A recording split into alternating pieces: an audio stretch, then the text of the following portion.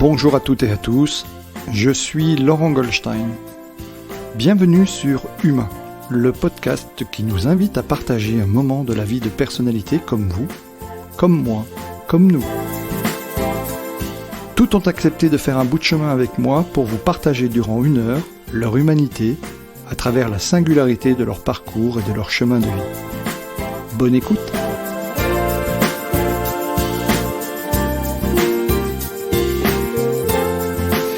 Bonjour à toutes et à tous, aujourd'hui changement de décor, je suis au bord de l'eau, au bord du plan d'eau à Pont-à-Mousson, à côté de la capitainerie, dans un environnement atypique et dans un habitat atypique, et je suis accueilli par Christine Andry, la coach. Bonjour Christine. Bonjour Laurent.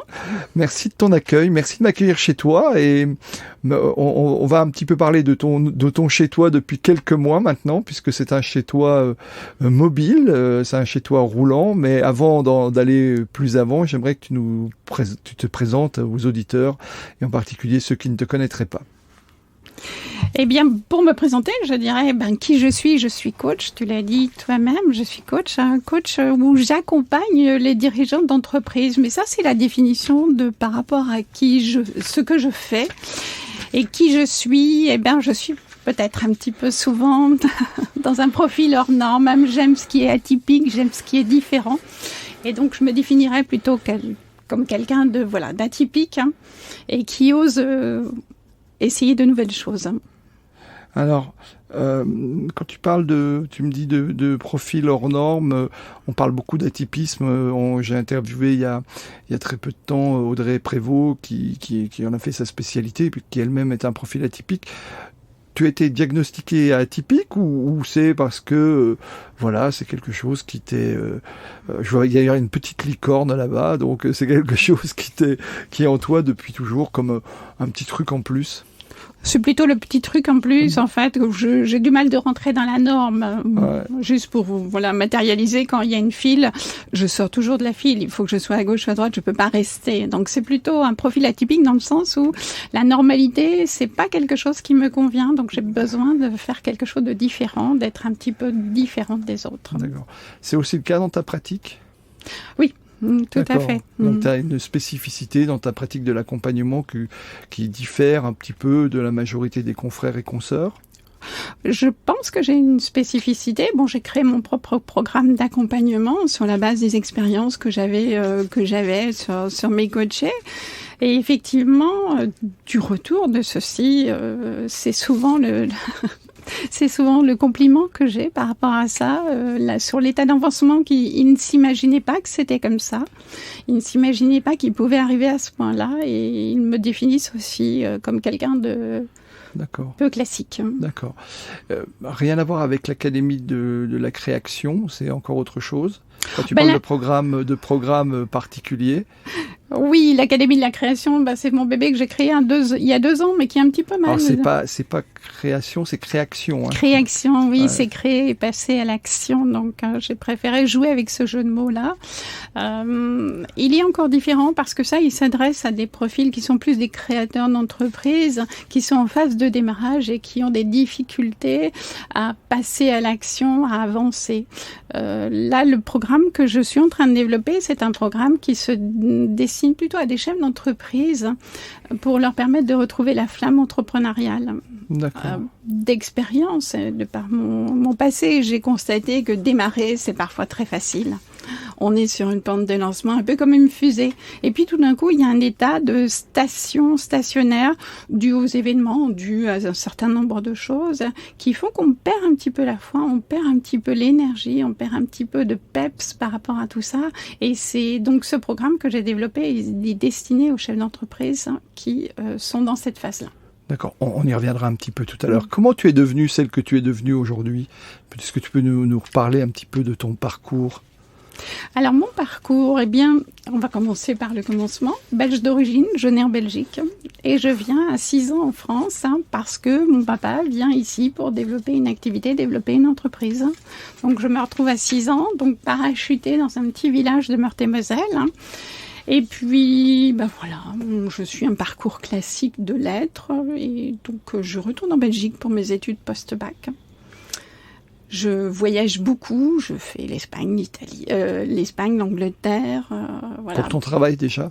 Pour mon travail et surtout parce que j'avais une connaissance que je trouvais trop théorique sur les langues étrangères et que à mon sens, être en immersion me permettait d'avoir une autre, d'avoir un plus, d'être plus dynamique, quelque chose comme ça. Donc c'est ce parcours-là. D'accord. D'accord. Et à quel moment tu décides finalement de créer ton activité et de devenir une accompagnatrice des dirigeants et des managers? Très tardivement, parce qu'après ce parcours un petit peu différent, jusqu'à 25 ans, là je rentre dans le rang, je me marie. Je rentre dans une institution. Alors pour quelqu'un qui n'aime pas suivre la file, etc., donc là oui, donc tu vas rentrer dans le système. Je rentre dans le système à ce moment-là. En ce moment-là, je rentre dans le système, je me marie, je travaille et je rentre dans une institution. J'y travaille pendant 30 ans. Donc je travaille à la Chambre de commerce pendant 30 ans et c'est vrai que je suis à ce moment-là très au contact des entreprises. D'accord. Donc voilà, 30 ans de salariat, de travail de salariat, de vie de couple, de famille normale, classique. Et donc, c'est à 55 ans, sur un coup de tête.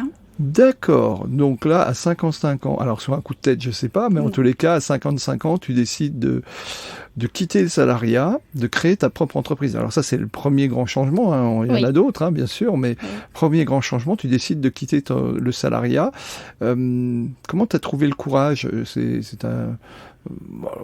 Pour moi, j'ai quasiment toujours été dans l'entrepreneuriat, donc même si j'étais intrapreneur dans les entreprises pour lesquelles je travaillais avant, mais ça doit être un changement pas simple. Et comment ça s'est passé?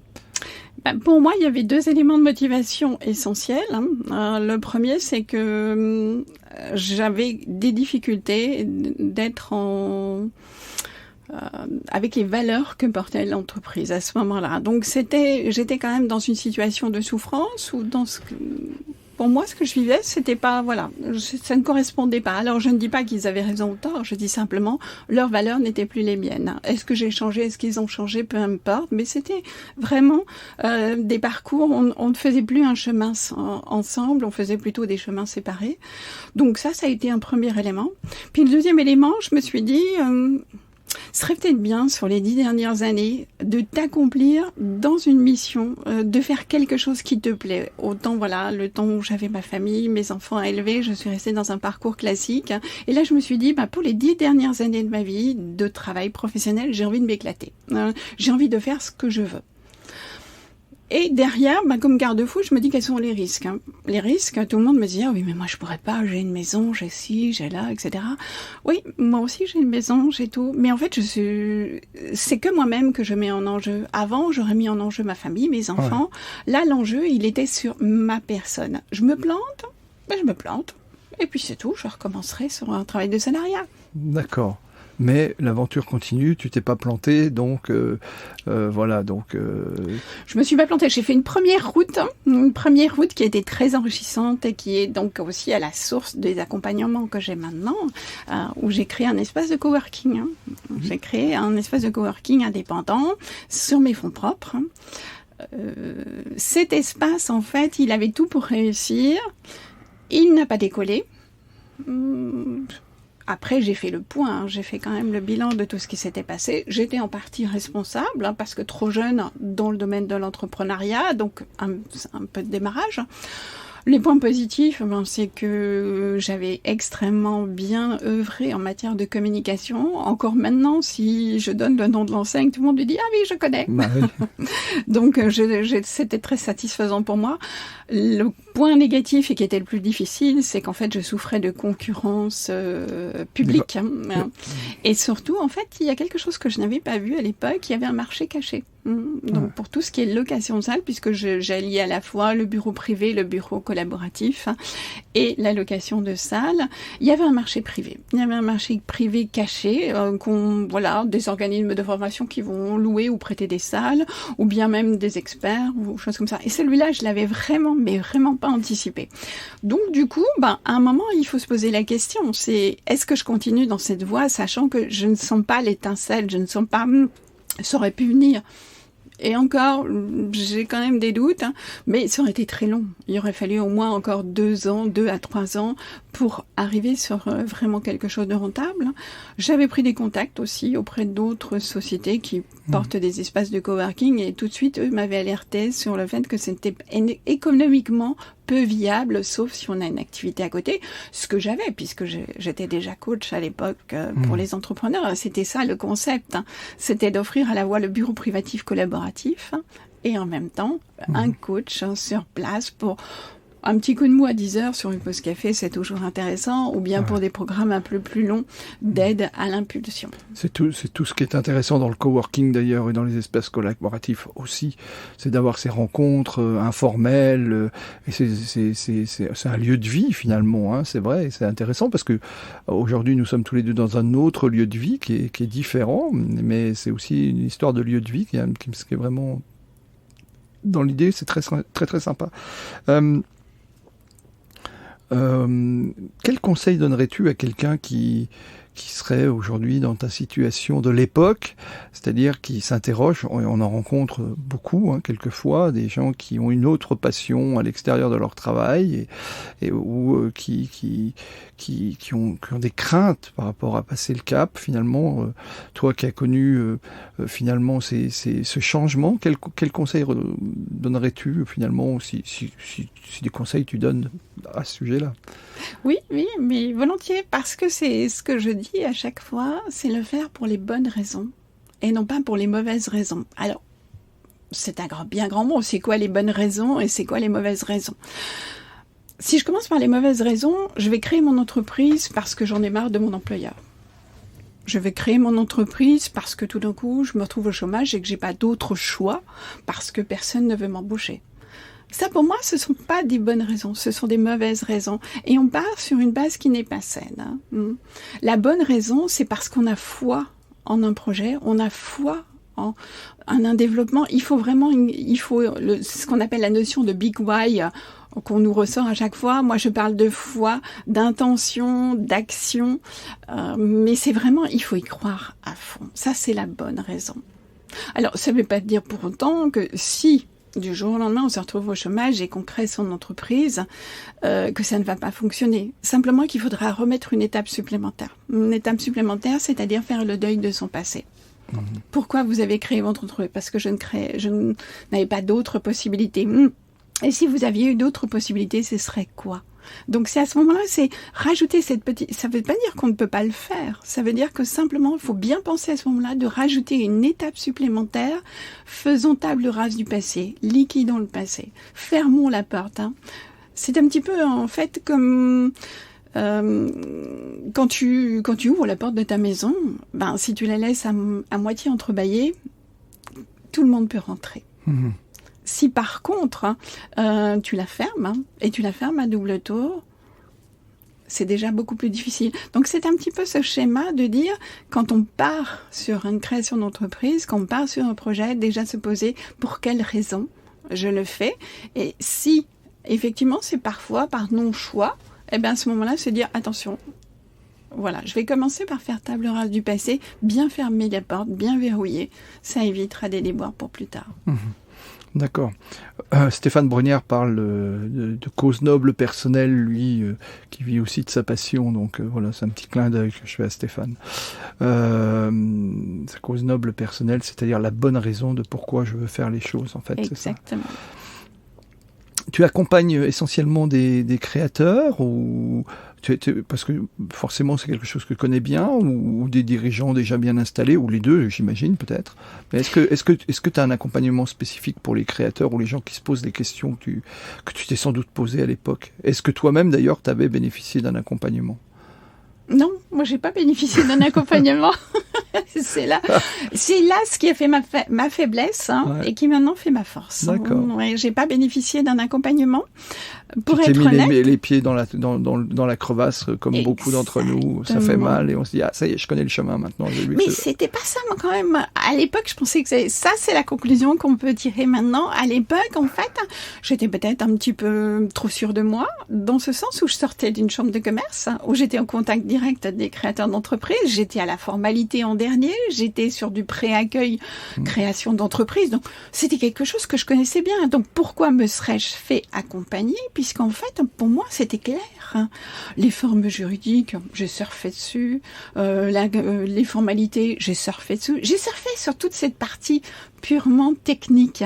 Et je m'imaginais que lorsqu'on surfe là-dessus, eh bien, on peut sans problème démarrer. Et c'est là où je me suis aperçue, en fait, qu'il n'y a pas que cette partie-là. Il y a le savoir-faire, donc l'activité. Donc ça, il n'y a pas de problème. En général, quand on crée une activité, on a vraiment un savoir-faire. As il y a toute la partie juridique. Donc celle-là, je l'avais. Mais il y a aussi ce qu'on appelle le savoir-être, c'est-à-dire acquérir. Tu as toujours été entrepreneur. Donc, si tu fais un retour en arrière sur tes premiers pas d'entrepreneuriat et là où tu en es maintenant, tu as acquis une certaine aisance, prestance.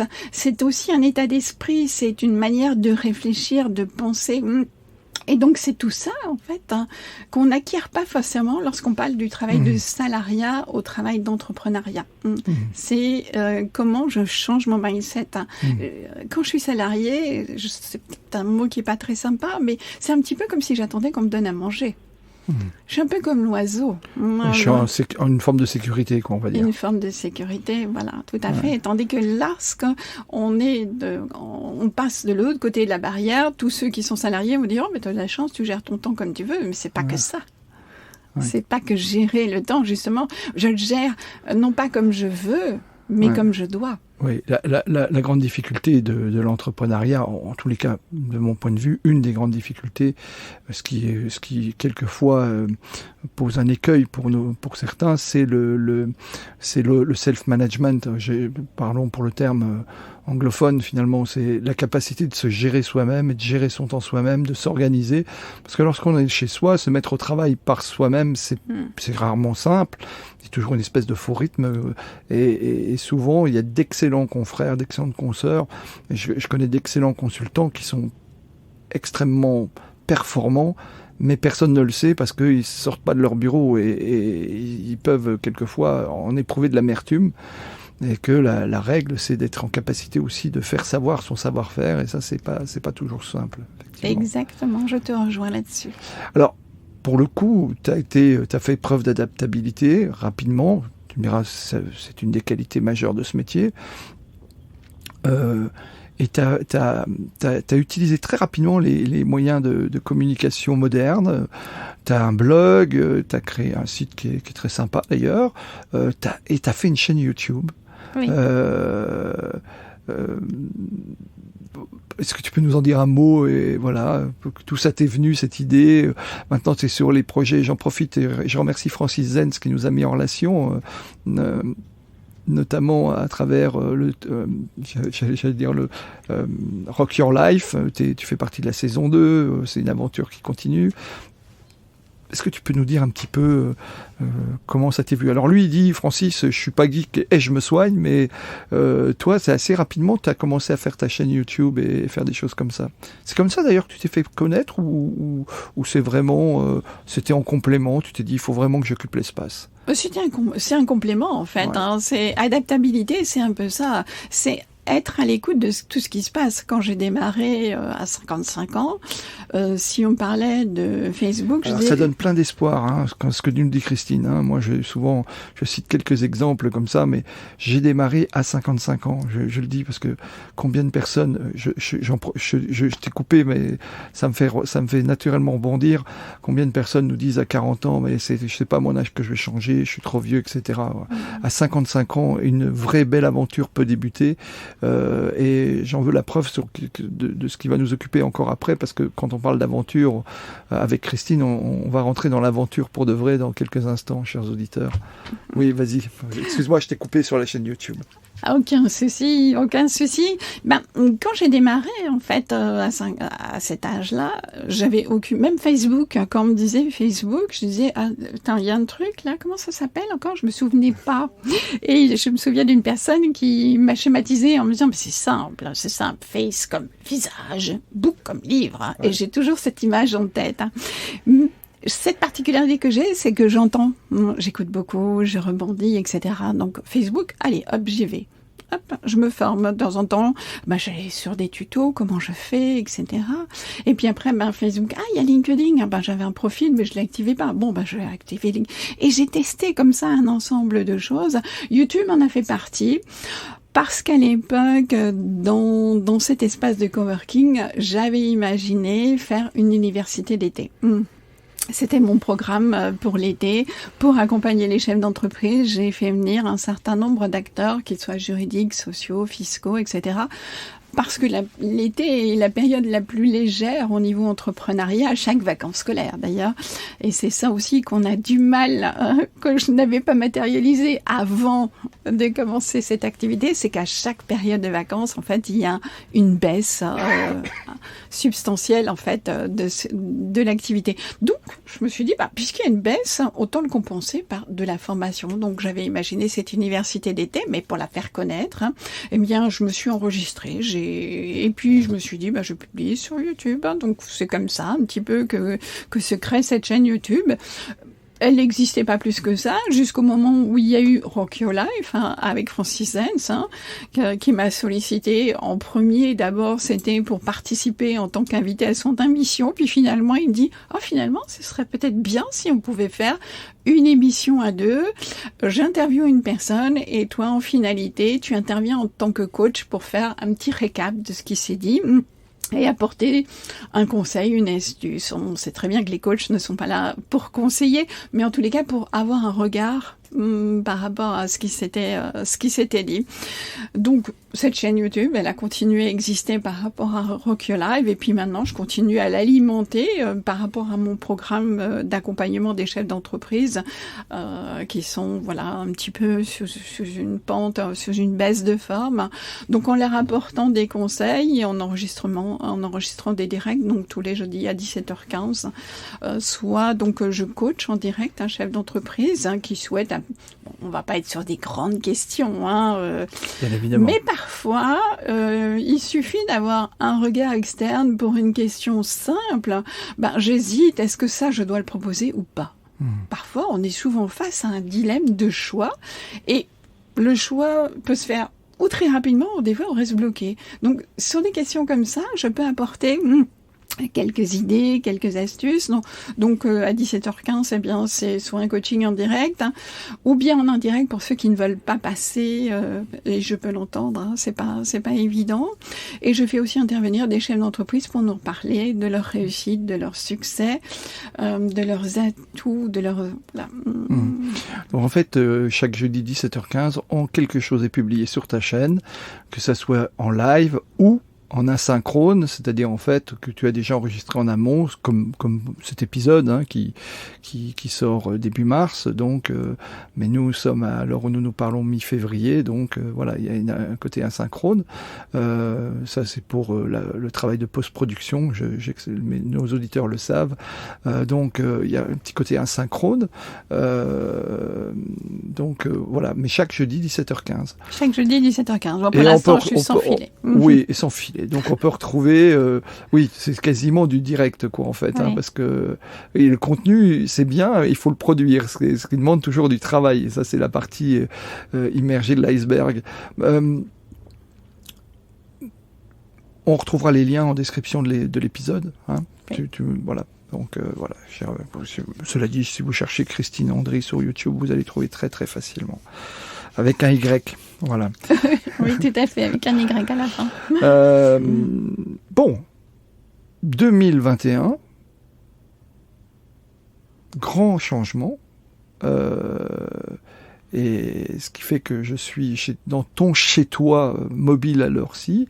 Qu'est-ce qui se passe et voilà, qu'est-ce qui a motivé aussi cette nouvelle aventure et puis voilà, là j'ai une multitude de questions à te poser, tu l'imagines bien. Alors 2021, c'était un projet que je portais depuis longtemps. C'était la vente de mon domicile à l'époque. Changer. Il y a des moments, je pense que dans la vie, il faut donner une impulsion. L'impulsion, elle va par une action de changement. Et donc, la première action que je mets en place, c'est de mettre en vente mon domicile. Donc jusque-là, tout va bien.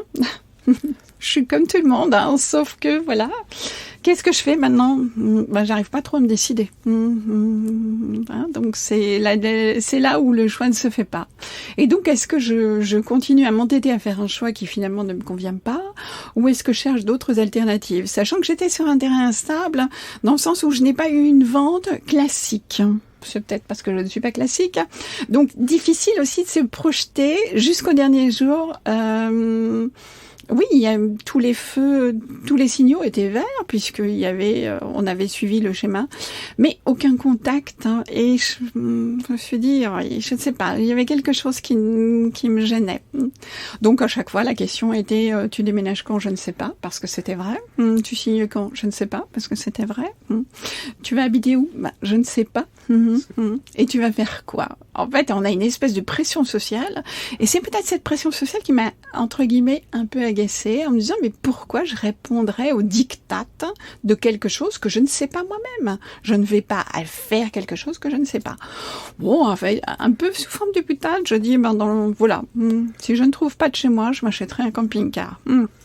Tout le monde va dire, oui, mais bon, je dis, en même temps, ça fait quand même 20 ans que je regarde tous les étés pour aller passer des vacances en camping-car, mais personne n'était fan pour me suivre. Après, il y avait toujours le côté, ou bien il n'y avait pas de disponibilité, ou bien c'était relativement cher. Enfin, il y avait toujours quelque chose qui a fait que je ne l'ai pas fait.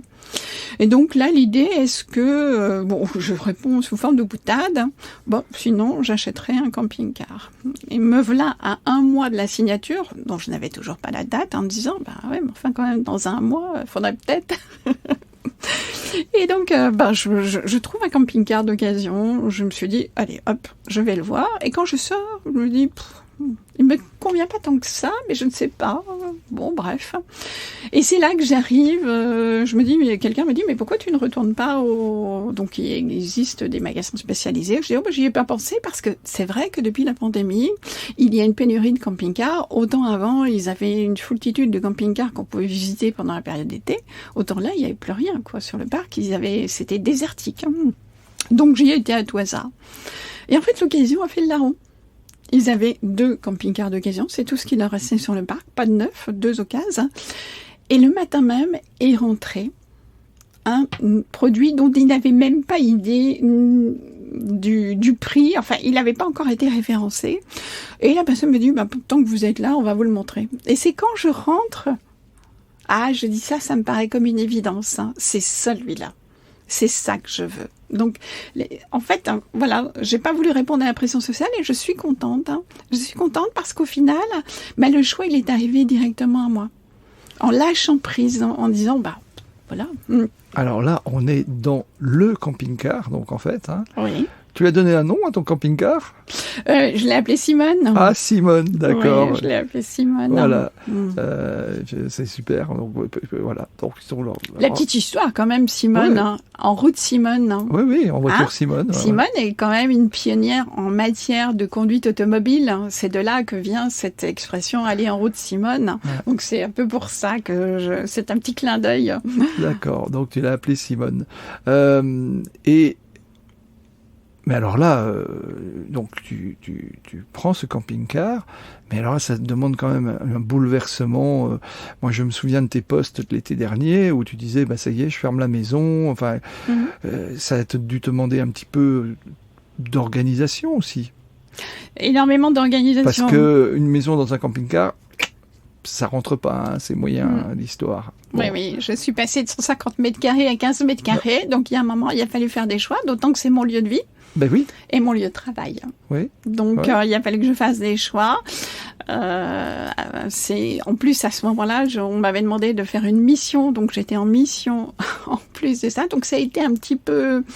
Au niveau timing, c'était très juste. On va dire que j'ai reçu l'agent immobilier pour faire l'état des lieux avec le tonchon en main. On venait de passer la serpillière. Tellement, ça a été vraiment au millimètre près. C'est passé au millimètre près. Ouais. Au final, je m'aperçois que j'ai pas fait trop d'erreurs. Bon, j'ai encore un petit peu épuré, mais dans l'ensemble, ça va. Mes choix sont bons. J'arrive à travailler de manière très correcte, sans qu'il me manque quelque chose, ou que je sois tout le temps obligée d'aller chercher quelque chose, de la même manière que j'arrive à cuisiner. Ça a dû te demander une organisation, ou de nouveau repenser ton organisation. La période, c'était à l'été, hein, me semble-t-il. Oui, j'ai signé le 31 août et donc le 1er septembre. T'es embarqué le 1er septembre, c'est ça, voilà. En n'ayant jamais conduit de camping-car, oui. En n'ayant jamais été en vacances. C'est un beau camping-car. Hein. Moi, je suis dedans, mais je l'ai vu de l'extérieur. C'est pas le petit camping-car déjà, c'est déjà le beau camping-car. Donc, oui, voilà. 7,50 m. Ouais, donc voilà. C'est un beau bébé. Donc voilà, les premières heures au volant n'ont pas été forcément.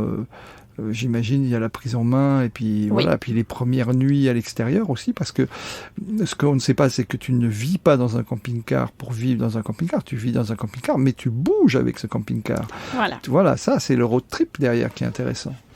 Mais et au final, en fait, derrière ce choix de camping-car, sont arrivées deux choses. Hein. La première, c'est quels vont être mes objectifs. Hein. Donc mes objectifs, sachant que je n'avais jamais eu en main un camping-car, est-ce que ça va me plaire ? La question était là. Donc, je me suis posé, en tant que coach, c'est beaucoup plus facile, des objectifs. Objectif, je vais y vivre entre 3 et 6 mois dedans. Si dans 6 mois, ça ne me convient pas, je change. Et pendant ce temps-là, je vais expérimenter quelque chose que j'ai voulu toujours expérimenter. C'est pour ça que je l'appelle un petit peu ma zone de transition. Entre l'avant et l'après. En fait, c'est comme un sas de décompression. Pour moi, je me sens très bien à l'intérieur et je me suis autorisée à pouvoir changer, à dire je peux vivre dedans 6 mois, peut-être plus, peut-être moins. On arrive aux 6 mois là, on y est là. Oui. Non, il ne faut pas poser la question. Non, je ne pose pas la question, donc ok. Mais on est à 6 mois. On est à 6 mois. À 6 mois, oui. Le choix n'est pas fait. D'accord. Donc je m'autorise à continuer. Je m'autorise à continuer jusqu'à ce que vienne aussi cette réponse, de manière claire. Voilà. Je laisse venir la réponse. Là où tu voudrais te poser, de nouveau, de manière ancrée, ou une région dans laquelle, c'est-à-dire en fait tu voyages beaucoup, tu as fait je ne sais pas si tu as fait quasiment le tour de France. Non, pas encore. Pour l'instant, mais tu as fait toute la façade atlantique déjà. Là, tu viens de faire une remontée vers l'est dans ta région, mais tu as d'autres projets de road trip ou de navigation dans les semaines à venir? Oui, le prochain, c'est que j'ai pas fait la pointe bretonne. D'accord, oui. Tu avais commencé par les Pays de Loire, tu es arrivé sur Nantes, tu as traversé la France, d'est en ouest, tu es arrivé sur Nantes, et là, tu as fait toute la façade atlantique, jusque chez nos amis Michel et Anne qui sont à Biarritz, qui ont fait un petit coucou. Et après, tu es remonté par... tu as traversé toute la France. J'ai coupé un peu. La remontée, je l'ai coupée. Pour des raisons techniques, j'ai été très vite pour la remontée. En fait, je suis descendue en un mois. Mon objectif, c'était de faire de Nantes à Biarritz. Dans cette idée, je cherche mon prochain lieu de vie. Est-ce que là, en étant avec une maison mobile, je vais essayer d'y faire. Donc, j'ai été beaucoup en Vendée. La Vendée, je l'ai vraiment bien épluché. J'ai profité, en fait, d'un climat très doux. J'ai eu une chance extraordinaire, c'est qu'il n'y a pas plu pendant un mois. Pas comme aujourd'hui, ici. Pas comme aujourd'hui, voilà. Donc, il n'y a pas plu pendant un mois. J'ai eu il y a eu quand même des nuits à -2, -3, mais un climat relativement doux, de temps en temps du soleil, du vent. J'ai eu tous les éléments de la nature. J'ai profité des plages à perte de vue où il n'y avait personne, où je pouvais marcher. Donc ça a été une ressource physique aussi. J'ai fait beaucoup de kilomètres. Certains jours, je me disais wow. J'ai même été sur Biarritz où je me suis étonnée parce que ma fille m'a rejoint sur Biarritz, comme c'était les vacances scolaires, elle a souhaité me rejoindre. Et il y a un moment, on est remonté, je crois que c'est plus de 100 marches en une fois. Et je me suis dit, wow, quand même. Maintenant, j'ai 61 ans, je les ai refait en une fois, alors qu'il n'y a même pas 10 ans, 3 étages me semblaient impossible à faire. Ah, ouais. Donc voilà, donc j'ai aussi récupéré en forme physique, puisqu'en fait, je n'ai à m'occuper que de travailler. Camping-car, c'est quand même relativement étroit, niveau ménage, etc. C'est ça aussi qui a justifié mon choix en me disant, ça va me permettre d'être encore plus proche des entrepreneurs, d'aller à leur rencontre, de développer encore plus mon activité. C'est ça mes objectifs de mes 6 mois. Alors t'imagines bien la question qui me brûle les lèvres, justement comment tu arrives à organiser, alors d'autres le font, mais vous n'êtes pas très nombreux à faire ce travail de nomade, comment tu arrives à organiser ton travail, on n'a pas toujours, alors les connexions, oui on a les partages de connexions, on a des choses comme ça, puis peut-être qu'il y a des endroits où on peut bénéficier du Wi-Fi local. Mais comment tu arrives à organiser ton travail et est-ce que tu as le même rythme de travail que ce que tu avais non pas quand tu étais salarié, mais lorsque tu avais ton activité déjà en libéral, mais dans ta maison, on va dire? Oui, alors c'est parfois un peu plus dur. J'avoue que c'est parfois un peu plus dur parce que c'est aussi un peu un lieu de vacances. Oui, on donne sur le port de Plaisance, donc c'est sûr, on a plutôt envie d'aller se promener au bord de l'eau. Exactement. Alors suivant les jours, en fait, c'est pareil. Si je sens que je suis hyper dynamique, etc., je vais travailler tout de suite dès le matin. C'est parfois, avant le petit déjeuner, je m'y mets. Et puis d'autres jours où je pêche un peu, des journées comme aujourd'hui où il fait très gris, choses comme ça, je prends ma voiture puisque j'ai gardé ma voiture me disant si ça ne va pas, je ne vais pas la vendre tout de suite, je prends ma voiture qui est juste ici à côté et je vais travailler dans un espace de coworking puisque je continue à être une fan de coworking. Je suis bien sûr. Persuadée. Et que tu arrives à trouver des endroits comme ça dans les régions que tu visites assez facilement, des endroits de coworking j'en ai pas eu besoin sur ce mois-là, donc j'ai pas fait la recherche. En même temps, je savais que j'avais aussi une autre opportunité. Il existe une société qui a développé une appli et que je connais depuis 3 ans, que je trouve hyper intéressante. C'est une société nancéenne et elle a développé une appli. Donc en fait, c'est à mi-chemin entre l'espace de coworking et le lieu de rencontre. Ils se servent des lounges d'hôtel. Quand on réfléchit, c'est très logique. Moi-même, j'ai été dans des lounges d'hôtel pour coacher. Avec cette appli, on a au moins cette certitude de pouvoir réserver à l'avance dans le lounge et d'avoir sa place. Donc c'est ça qui est intéressant. Donc je suis donc adhérente à ce principe-là. Ils sont en train de développer. Bon, c'est pas encore tout à fait très complet sur toute la France, mais c'est en pleine expansion. Est-ce qu'on peut faire la promo de cette appli? Il faudrait juste que le nom me revienne parce qu'ils viennent de changer de nom. Ils ont eu un souci sur leur premier nom, mais ça va me revenir. Si ça te revient, ou sinon tu nous envoies ça. Ou bien je le mettrai en lien. Oui, donc c'est une appli nancéenne, donc secteur Grand Est. Alors, quel est ton meilleur souvenir de ces 6 mois finalement avec Simone? Est-ce que tu as des souvenirs, bons souvenirs ou des anecdotes ou des aventures qui te sont arrivées au-delà des chaque fois, une première fois? Je sais qu'il y a eu la première fois de la bouteille de gaz il n'y a pas très longtemps. Oui, c'est ça. Il y a eu beaucoup de premières fois que j'ai matérialisées sur les réseaux sociaux parce que pour moi, ça représentait quelque chose. Et donc, j'ai voulu le partager.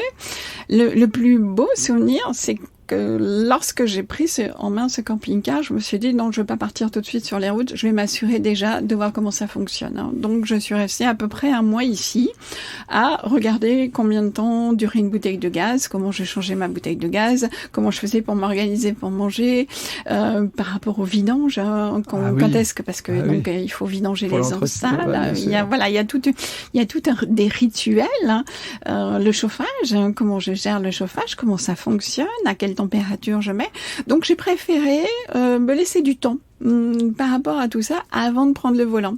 Et mon plus beau souvenir, celui qui m'a le plus marqué, c'est en fait le premier voyage que je fais. Donc là, c'est vrai que je ne l'ai pas fait toute seule. Ma fille m'a accompagnée. Donc je m'étais fixé une limite et j'avais objectif le Tréport. Donc je pars déjà d'ici de Metz, je la prends sur Reims. Donc Metz-Reims, je l'ai fait toute seule. Je crois que j'ai mis 3 heures pour le faire parce que, mince, il y a un truc qui est ouvert, j'ai oublié, donc c'est tombé. Après, il y avait toujours quelque chose, donc j'ai mis 3 heures pour arriver à Reims. Et puis, on est arrivé au Tréport, j'avais repéré une aire de camping-car complète, mince. Et lorsque j'avais téléphoné, on m'a dit, mais de toute façon, il y en a 3 sur le Tréport, donc c'est parfait. Mais j'avais pas été au-delà. Moi, je m'étais imaginé que celle-là, elle m'attendait. Manque de bol, il est 4h30, elle ne m'attend pas. Et donc, on commence à se dire, voilà, il faut qu'on trouve la deuxième. Donc, ma fille commence à chercher sur Internet. Et puis, le GPS nous dit, tournez à droite. Alors, pour ceux qui ne connaissent pas le Tréport, c'est un aller-retour le long du port. On fait un demi-tour au fond. J'ai eu de la chance. Mon premier demi-tour aussi, c'était une première.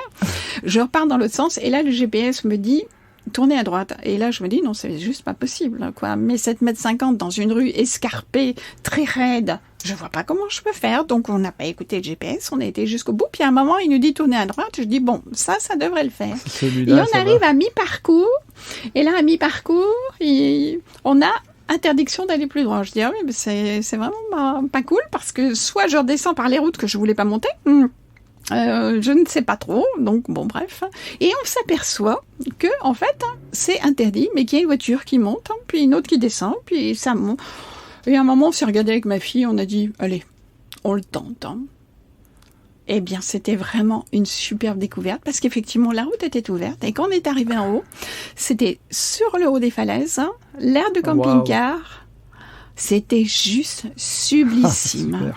J'en ai encore des frissons quand j'en parle.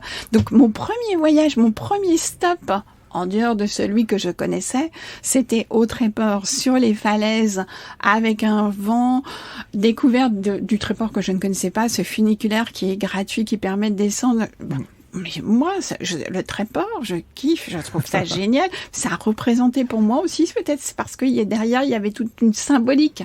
Premier voyage, notion de liberté, vraiment être dans le dur, dans ce que je voulais, c'était voyager. Donc ça, il y a eu tous les paramètres ont été réunis. Ah, super. Magnifique. C'est quoi tes projets pour l'année 2022 ? Voilà, elle est entamée maintenant. Alors, ceux que tu as envie de nous partager naturellement, il y a peut-être des projets secrets, même si tu m'as dit ouais, je me donne du temps, je n'ai pas les réponses à tout, et puis je peux comprendre que ça peut changer, mais est-ce que tu as une idée malgré tout des mois à venir, avec Simone, sans Simone, et si avec Simone tu nous as dit que tu voulais aller voir la Pointe Bretonne, d'ici quelques semaines peut-être. Oui, voilà, c'est ça. D'ici 3 semaines, un mois, je vais partir sur la Pointe Bretonne. Avec là, peut-être plus partir un mois, mais sur une période un peu plus courte. Donc il y a cette découverte à la Pointe Bretonne. Après, je voudrais pour les vacances de Pâques. Enfin moi, question mars-avril, c'est plutôt aller du côté du Crotoy, la baie de Somme. Que j'adore. Tu restes toujours bien cap à l'ouest quand même. Pour l'instant, oui, alors que je suis très sud. Ouais. Moi, je suis très soleil, très lumière.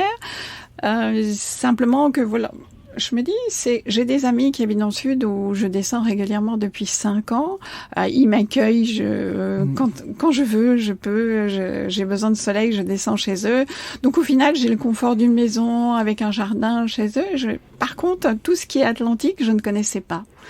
J'ai jamais été une fan.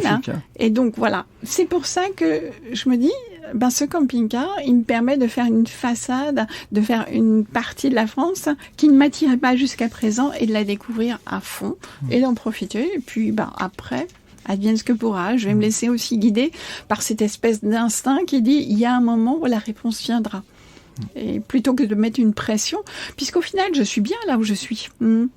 Je suis bien. Bon. Super. Et professionnellement, alors ? Professionnellement, c'est continuer à développer, d'être encore plus présent auprès des chefs d'entreprise. C'est vrai que ce côté humain, j'adore.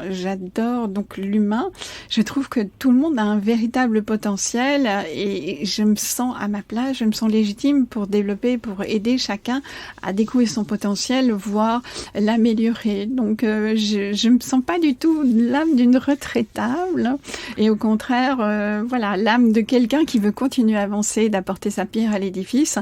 Je l'apporte aussi aux jeunes, puisque j'interviens dans un organisme de formation. Je l'apporte aux jeunes et je trouve ça génial de les aider. C'est sur une école sur Metz qui a fait appel à moi et qui a intégré un module de découverte de soi sur des post-bac. Je trouve ça... j'ai tout de suite, quand on m'a demandé, j'ai dit « Oh mais ça c'est trop bien ». Donc c'est vrai qu'ils sont parfois un peu jeunes, un peu gamins, mais je reste intimement persuadée qu'ils entendent ce que je dis. Ils ne l'appliquent peut-être pas, mais il y a beaucoup de choses qui vont faire le chemin, comme une séance de coaching. Une séance de coaching, en fait, elle ne se réduit pas à la séance en elle-même, mais à ce qui est partagé et qui tout doucement va continuer à faire son chemin. Tu avais un projet de e-book, c'est toujours le cas pour... tu y travailles, c'est ça? Oui, c'est ça, voilà, j'y travaille. Donc le e-book, en fait, il s'est terminé pendant ce mois-là. Ce mois m'a vraiment permis, c'est un peu comme une retraite parce que je suis sortie un peu du monde classique. Ça, donc, c'est les aventures du road trip qu'on peut retrouver aussi, me semble-t-il, sur ta chaîne. Voilà. On a quelques vidéos comme ça. Tout à fait. Les aventures. Donc j'ai partagé les aventures du road trip. J'ai terminé le e-book pour permettre, avant de descendre trop bas, déjà d'avoir des astuces sur qu'est-ce que je peux faire là maintenant tout de suite quand je sens que je manque un peu de punch ou j'ai envie d'avancer. C'est la destination de tout le monde finalement, ça. Oui, ça peut être appliqué aux chefs d'entreprise, mais ça peut être appliqué à quiconque a envie de se dire, oui, mais moi j'en ai marre d'être dans cet état d'un petit peu... Voilà, je sais pas trop, je manque de pêche, je manque de peps. Donc oui, ça s'applique à tout le monde. D'accord. Il sera disponible sur ton site? Il est disponible, oui, sur mon site. Il est déjà disponible? Il est déjà disponible sur mon site, voilà. D'accord. Après, j'ai un autre projet. Maintenant, je ne sais pas si je viendrai au bout ou pas. Donc, j'ai publié sur Facebook et pas sur LinkedIn, uniquement sur Facebook. Donc, mes aventures, mon moi, mais j'ai en même temps écrit beaucoup de choses. L'idée, ce serait d'en faire un livre. Est-ce que j'ai la capacité? Je ne sais pas. Mais je m'autorise aussi à pouvoir le faire ou ne pas le faire, même si je l'ai dit et que ça ne se fait pas, mais peu importe. Bon, tu as dans ton entourage de toute manière des gens qui connaissent bien les livres et qui en ont écrit. Je pense à Michel, à Francis et à d'autres comme ça. Voilà, donc il y a toujours moyen de faire quand on veut le faire. Ouais, bien sûr. Et Business Corner, c'était aussi le travail à bord, c'est ça? Le corner? Oui, c'est un mot, on me l'a reproché à un moment, mais pourquoi? Je trouve parce que c'était trop anglophone. J'ai une tendance trop anglophone. Maintenant, je trouve que ça a un coin du business. Ça me parle pas beaucoup. En Business Corner, c'est un peu comme ces fameux lounges d'hôtel où je me mets dans un coin et je traite une affaire. En fait, c'est souvent sur un coin d'une table, dans un petit coin, que se font les meilleures actions. Donc, c'est de là que m'est venu ce Business Corner, de dire, bon, on va avoir ce moment d'échange. Ce moment d'échange qui peut être soit un moment de coaching, soit un moment d'échange avec un chef d'entreprise, soit une astuce que je vais partager. On peut toujours reprocher à ceux qui te font des reproches sur le terme anglais, de dire les Anglais aiment bien utiliser rendez-vous, j'ai un rendez-vous. Voilà, ils prennent aussi des termes français, donc il n'y a pas de souci. Des fois, ça sonne mieux, Business Corner, j'ai pas de souci avec ça. Voilà. Merci Christine pour cet échange. On arrive bientôt au terme de l'émission. J'ai quelques questions rituelles. Alors, il y en a une, je ne vais pas te la poser parce que finalement tu y as déjà répondu. J'aime de temps en temps poser la question de dire mais au fond si tu n'étais pas avec moi, alors où serais-tu, où aimerais-tu être? Mais tu as déjà répondu à la question et tu es ici mais parce que tu le choisis, tu n'es pas bloqué ici, et il se trouve que nos agendas collaient bien avec le fait que tu sois dans la région, et c'est pour ça qu'on peut se voir en face à face. Mais j'ai d'autres questions, tu le sais parce que je sais que tu as écouté l'émission. La première, c'est naturellement, si tu avais un livre à nous recommander, lequel serait-il? Et en fait, j'en ai pas un, j'en ai 3. Toi aussi, tu prends les jokers. Alors, vas-y. Allez, on y va pour les jokers. J'en ai 3. Moi, je suis... Et alors, je dois dire, je suis très heureux parce que j'ai des retours maintenant d'auditeurs qui m'envoient des photos avec le livre, en me disant, ça y est, j'ai acheté le livre qui a été entendu là, il est super, etc. Donc, c'est très utile, finalement, ces petits conseils de lecture. Voilà. Bon, voilà. Merci à vous pour les retours. Oui, donc en fait, il y a 3 livres qui ont précédé ce moment-ci et qui m'ont marqué. Alors, je suis plutôt format roman parce que j'aime le format roman, les nouveaux romans qu'on a actuellement, où il y a quelques notions de développement personnel et j'aime bien ces notions qui sont apportées avec tact, avec douceur et qui permettent au monde d'avancer. Sans qu'on le voit, c'est positionné. Donc le premier, ça s'appelle Tout le bleu du ciel, de Melissa d'Acosta. D'accord. En fait, voilà. Et l'aventure, ça se passe dans un camping-car. Ah, voilà. C'était avant que je ne me décide à acheter ces camping-cars. Il y en a un deuxième aussi que j'ai particulièrement bien aimé parce qu'il y a 3 générations. Il y a 3 générations. Une personne qui a une vingtaine d'années, une personne qui est à mi-chemin de sa carrière, 35-40 ans, remise en question, et une personne âgée qui souffre d'Alzheimer. Ça s'appelle « Je ne cours qu'après mes rêves ». Et je trouve le titre aussi intéressant. C'est de Bruno Combe. Et puis, le tout premier que j'ai lu et dans cette série-là, c'est « Il est grand temps de rallumer les étoiles ». C'est de Virginie Grimaldi et ça se passait aussi à l'époque dans un camping-car. Une personne divorcée avec 2 enfants qui à un moment s'aperçoit qu'elle n'a plus la connexion. Parce que le quotidien, parce que tout le monde court, elle dit maintenant stop, ça suffit. Et non, elle n'avait pas 2 enfants, elle a un enfant. Et elle part avec à l'aventure. Et ça m'a beaucoup libérée et inspirée. Donc voilà, les livres que j'aurais à recommander. Et maintenant, qui me recommanderais-tu d'inviter à ce micro, puisque toi, tu es l'invité que m'avait recommandé Francis ? Alors, j'en ai plusieurs, mais je ne vais en donner qu'un. J'ai fait un choix qui va... Les 3 que j'ai, ce sont des personnes qui ont aussi des projets particuliers. Mais celui que je vais recommander, en fait, c'est Laurent Pelzer. D'accord. Mon choix s'est porté sur Laurent Pelzer. Quelle est son activité ? Il est chaman. Ah, très bien. Il est chaman et voilà, chaman, donc je trouve ce profil particulièrement intéressant. Le chamanisme est quelque chose dont on entend de plus en plus parler, qui est vraiment, pour moi, un élément qui va aider aussi les entreprises et c'est d'ailleurs à cela qu'il se destine, c'est d'apporter le chamanisme en entreprise. Il est en train de développer toute cette partie-là. Et donc, j'ai envie de recommander Laurent Pelzer, chaman. Il a d'autres activités, il est multicasquette. Je te laisserai le découvrir, je laisserai à chacun le découvrir. Ce n'est pas à moi de dévoiler qui il est réellement. Très, très bien. Merci beaucoup. Je n'avais encore pas eu de chaman comme invité. Je crois que ça va être une grande première. Merci beaucoup, Christine. Le mot de la fin ou les phrases de la fin te reviennent ? Alors, le mot de la fin, suivez vos rêves. Suivez vos rêves, ils connaissent le chemin. Ouais, comme au Tréport finalement. Exactement. Finalement, le fait que tu n'aies pas eu l'air à l'endroit où tu souhaitais finalement te garer et que tu n'aies pas écouté le GPS, etc. Et tout d'un coup, cet endroit magnifique qui t'a permis de passer un séjour au Tréport dont tu gardes un superbe souvenir. Merci beaucoup de m'avoir accueilli et merci à Simone de nous avoir abrité de la pluie. C'était vraiment un chouette moment. J'étais très content de faire ta connaissance, très content de passer un moment avec toi. La semaine prochaine, chers auditeurs, nous retournerons au Studio Marine. En attendant, je vous souhaite à tous et à tous une excellente semaine et à très bientôt pour de nouvelles aventures. Au revoir Christine. Au revoir Laurent.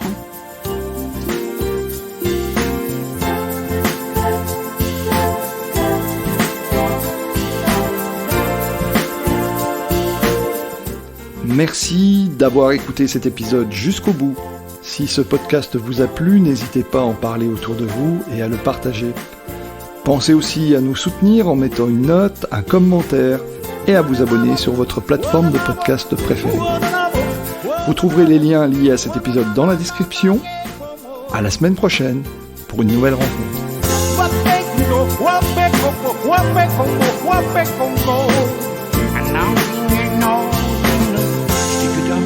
Dava fee.